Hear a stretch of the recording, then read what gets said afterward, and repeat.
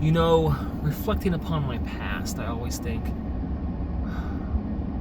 was those moments in my childhood where I would be like, I want to wear this to look cooler. I want to say this to seem cooler. In high school and middle school, I would bring cool stuff just to draw attention to me. Very egotistical, very superficial.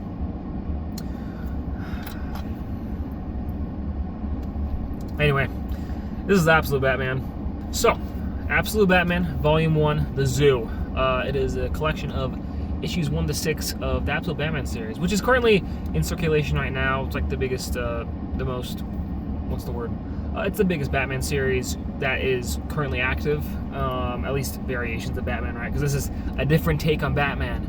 You ever hear of that? It's a new, fresh take on the Caped Crusader. Anyway, but no, so there's a lot of things about Absolute Batman that, on the surface, it looks really cool. I mean, holy cow. Batman is 6'8". He literally is just Sam Solik in a bat costume. He hurts people a lot. He's really violent. I mean, a little bit more than your regular Batman. He has an axe. He literally chops people's arms and legs off. Spoilers, by the way. I don't know if you cared. But, looks really cool on the surface.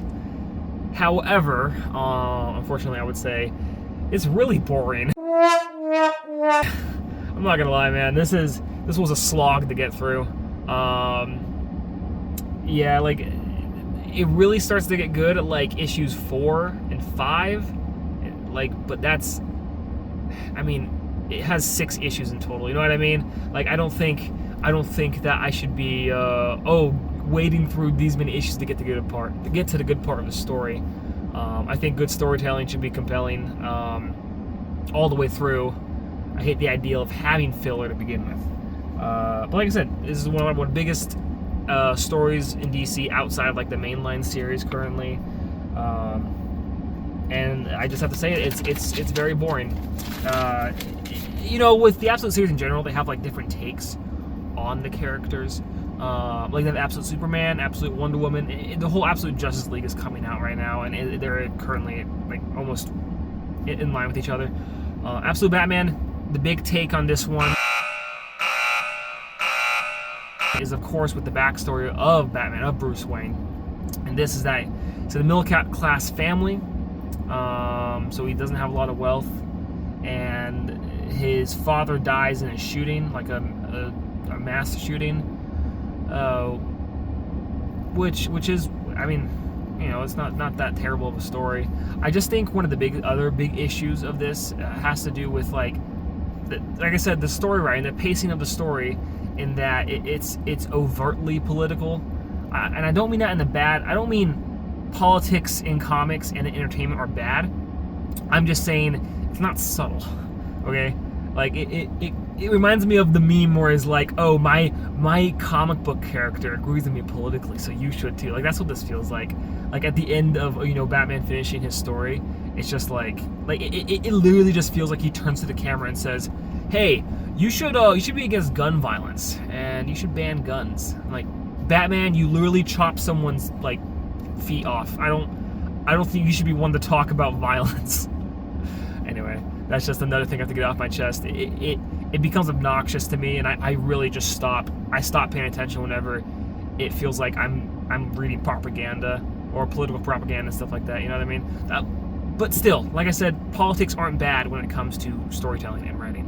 The greatest comic of all time is Watchmen, and it's everything about that is political and satirical. There's a difference between introducing ideas and just straight up telling you what to think. And this just kind of tells me what to think, and I don't like that. Like I said, it's really just the pacing and the storytelling. It gets good. The stuff that makes it work is the coolness, right? Is the action, is the violence. If you guys like that about, Batman, then go for it. I think it's honestly, that's the best part. And it really doesn't have a lot. That's the issue for me, is that the stuff that works, they don't show it enough. Probably because it's just, introducing the character, having that backstory.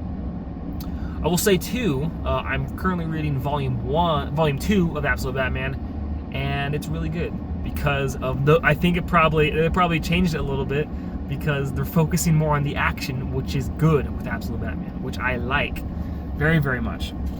However, the fact is that it didn't engage me enough to keep me wanting more. I only got number 2 because people said it was really, really good. Only because of other outside audiences telling me to get it. So I did, and hopefully it succeeds my expectations. But overall, I just don't recommend this. Just as a story, it's just incredibly boring. If you just want to see cool action Batman, I don't know, skip to the end. I don't know. If Volume 2 is good, I'll tell you guys about that as well. Overall, though, I give it probably a 3 out of 5. You know, like a 6 out of 10, a D. And you know, if it's your cup of tea, go for it. But it's not mine. It's not mine. It's boring. Boring, and it just doesn't focus on its strong points. And I think, you know, like I said in videos in the past, vote for stories that you want. I don't want this story. I want really compelling, smart stories. And if it's not compelling, I want it to be adventurous, you know. But people have their own things. This is very dark and edgy. I'm more of a light superhero thing. And when it is dark and edgy, I want it to be smart. So 3 out of 5. Toad out.